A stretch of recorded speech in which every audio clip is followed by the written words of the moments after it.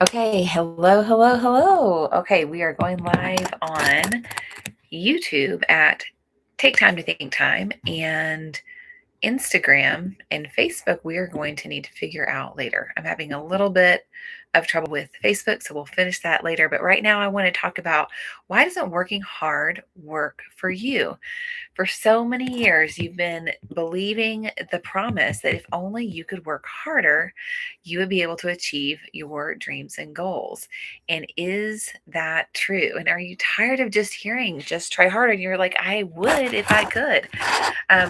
You're giving it your all. So I'm glad you're here. Go ahead and please tell me where you're coming in. And I want to let you know that you are in the right place. I'm Christine. I believe in your dreams, and I want to welcome you to our live session. And if you're here, you have probably been told just try harder and you'll do better. But is that really true? Based on what you know about you, is that true? Let's have an honest conversation about what actually works and what actually doesn't when it comes to achieving your dreams and goals without burnout. So here's the myth of working harder. And I want to address this right now. You may have heard that working harder is the answer, but here's the truth. I believe that nobody works harder than you do. The problem isn't your effort, it's that your hard work isn't working for you. And I remember this moment in my life. It is one of the clearest moments of my transformation story from not being able to achieve my dreams and goals to being able to achieve my dreams and goals. And that is one night where I laid my head on the pillow and I was so discouraged because I did not achieve what I needed to that day. And I promised to myself, tomorrow, I'm going to work hard.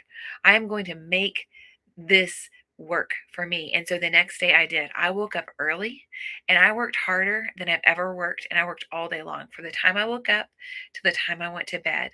And that night, I put my head on the pillow and I realized that I was exhausted and I had worked 100% of that day really, really hard, but I still didn't get the most important things done. And I was just at that moment, I was like, what happened? I don't understand. Why does my hard work not work for me?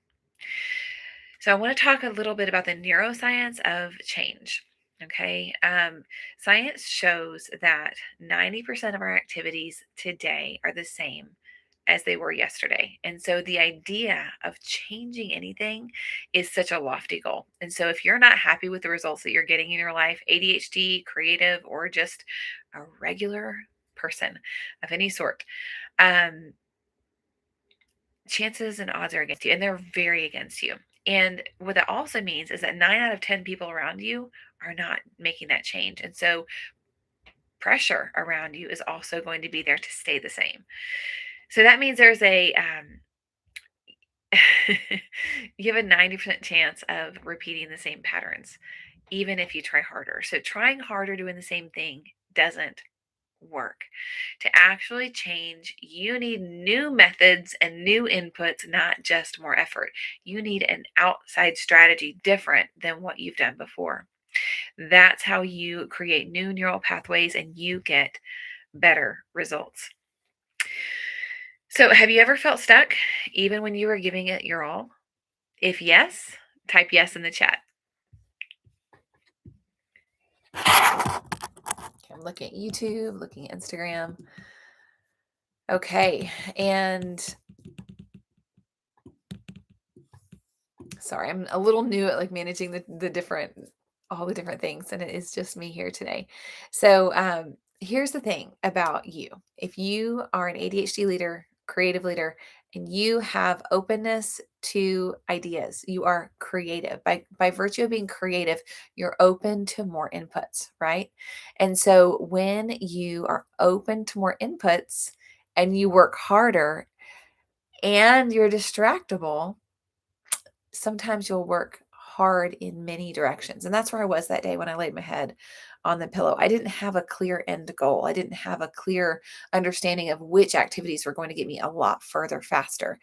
Um, And this double-edged sword of being open to ideas, but not having a clear plan about where I was going caused me to land with my head on the pillow at the end of the day, exhausted, but knowing that I'd worked really hard. So I only had one idea at that time, and I just thought I wasn't working hard enough. Well, I proved to myself that day that I had worked hard, and so I ruled out working hard. It wasn't about working hard.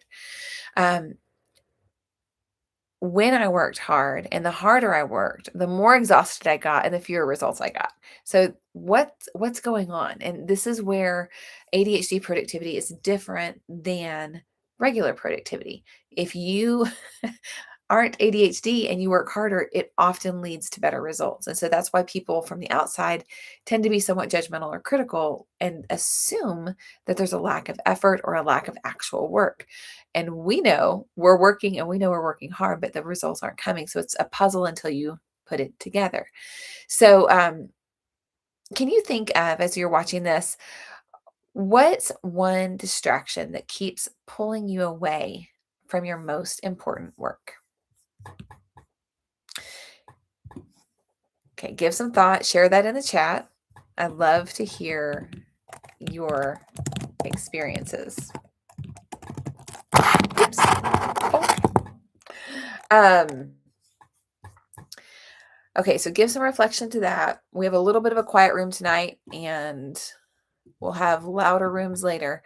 But and I think that I sent the wrong link out, I'll be honest. So this will be a quiet time. So this will be reflective when I ask questions, and then I'll send out the live replays. Doing it imperfectly as I teach in my course.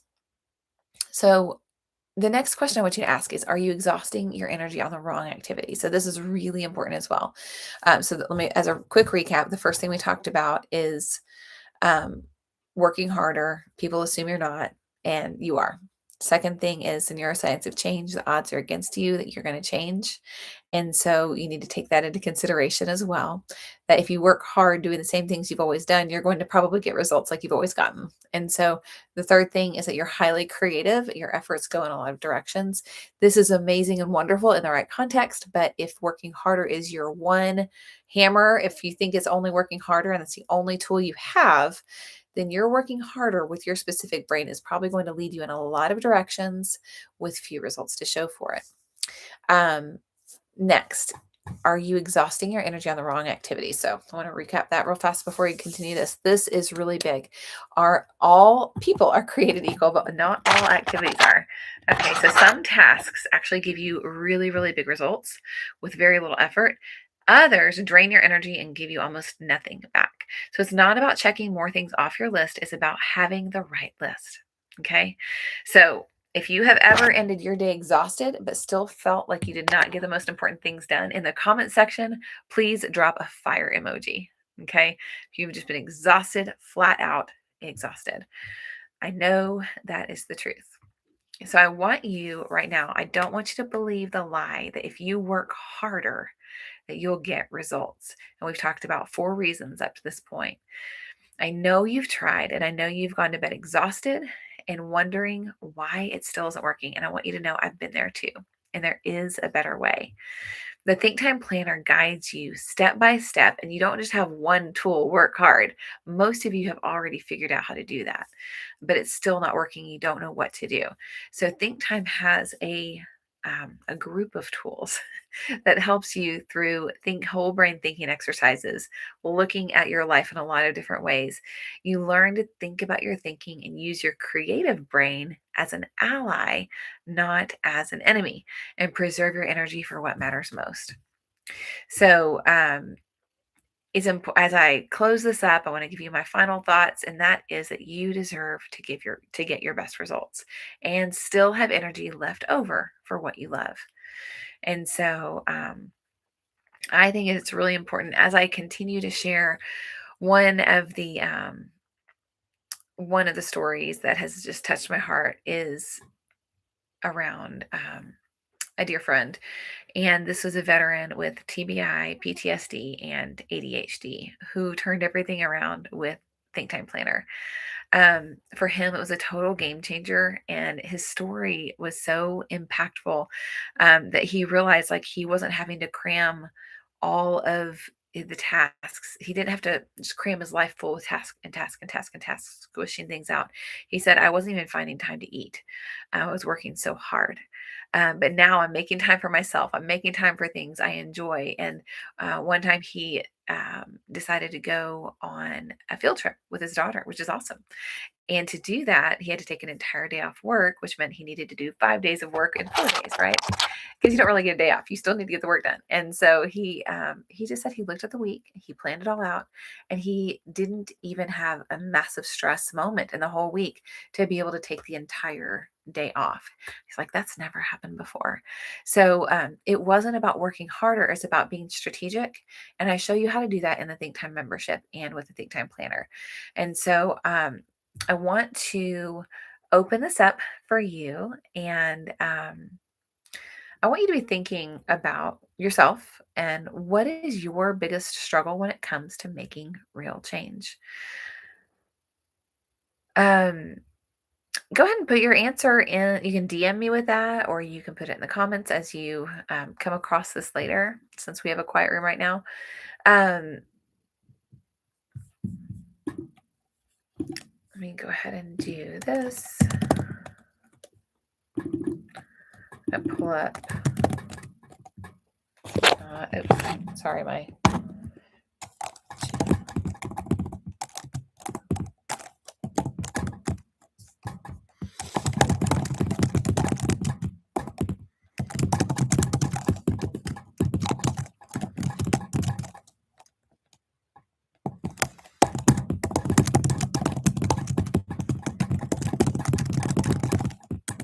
So the one thing I would say is you're looking at the sorry for the pause. The one thing I would say is you're looking at the effectiveness of the activities. Is It's really important. Like, you can get more done in 5 minutes than you can in 20 hours sometimes, just depending on what the activity is.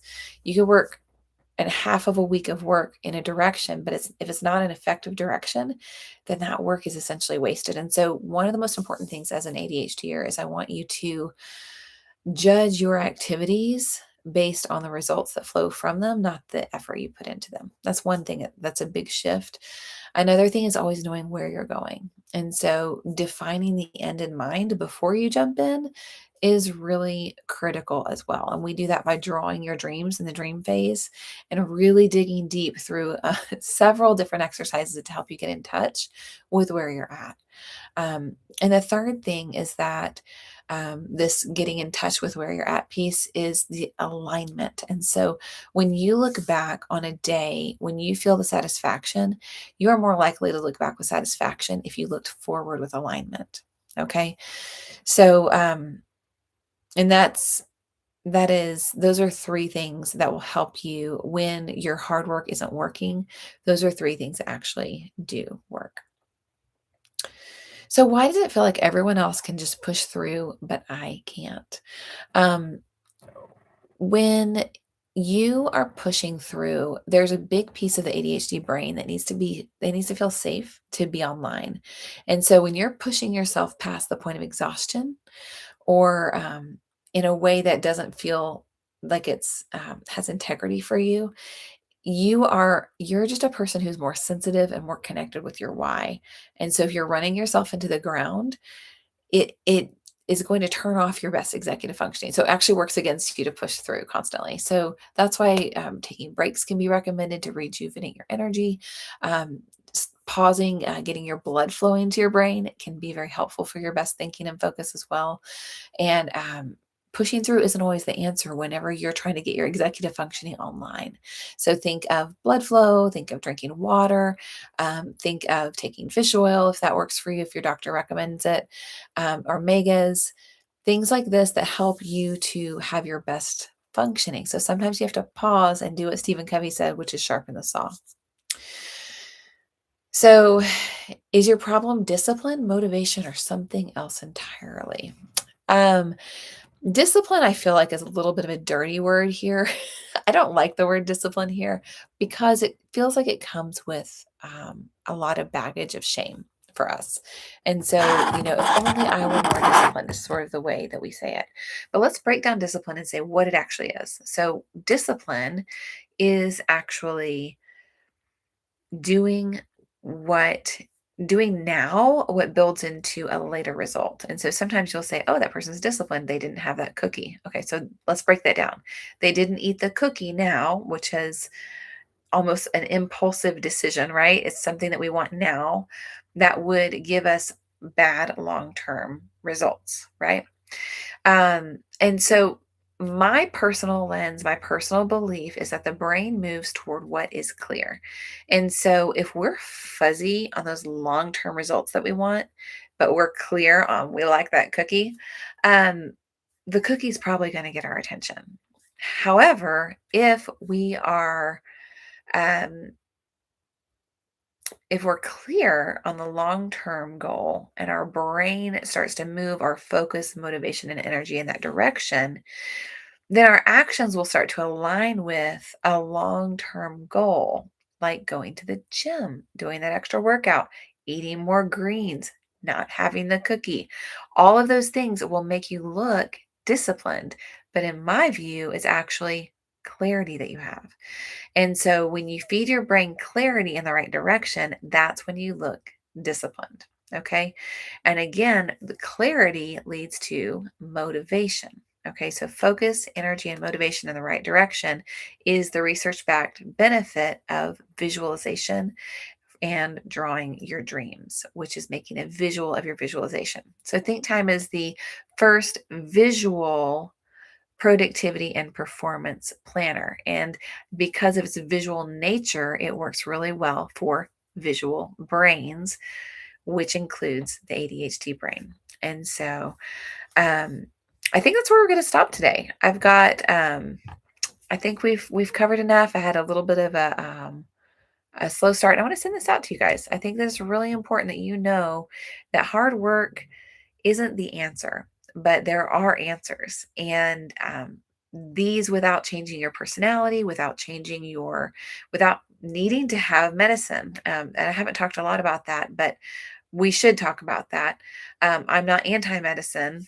I think it's right at the right time. However, stats on ADHDers taking their medication with regularity, yeah, they're a little shaky. And so it's very important to have a full, whole life approach. Other thing is, if you are an ADHD adult and you're watching this and you're like, I don't know, I'm working on helping my kid with my kid's therapy. The best thing you can do for your child is model, model what they need to be doing. And so, whether that's taking a breath, 4 in, 8 out, to disengage some fight, flight, or freeze and refocus that brain, or whether that's sitting in the morning and going through your sketch and schedule and making out your day, or whether that's setting aside time weekly to get clarity, setting aside 1 hour with your group on think time to get clarity for the other 167, inviting a more calm, peaceful atmosphere into the home. Um, the stats are in, and a parent is 2/3 more likely to spend their time, resources, and money helping their child with their problems.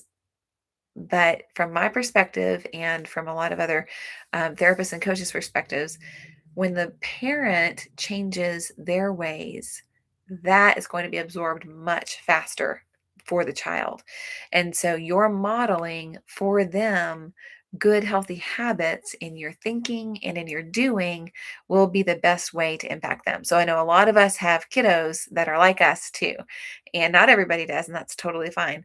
But if your motivation is to help them, that's another thing I wanted to mention as well. So many things to talk about. I have like a lot more over here. We'll cover them in time.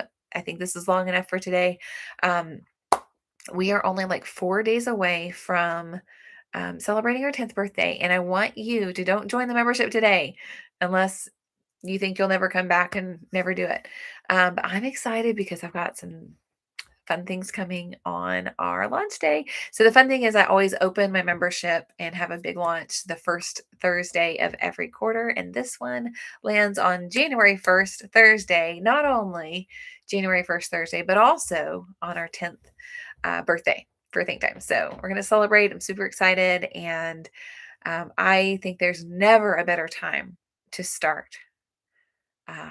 What is the phrase? I forgot my phrase. There's never a better time to begin the rest of your life. I don't remember my phrase. I have a good phrase for this, but basically, like today, today's the first day of the rest of your life. Today is the first day of the rest of your life. So there's never a better time to start. Okay. I'm Christina. Believe in your dreams. Like, share, subscribe, click, and take something for free, and follow me. We'll see you on the inside, hopefully.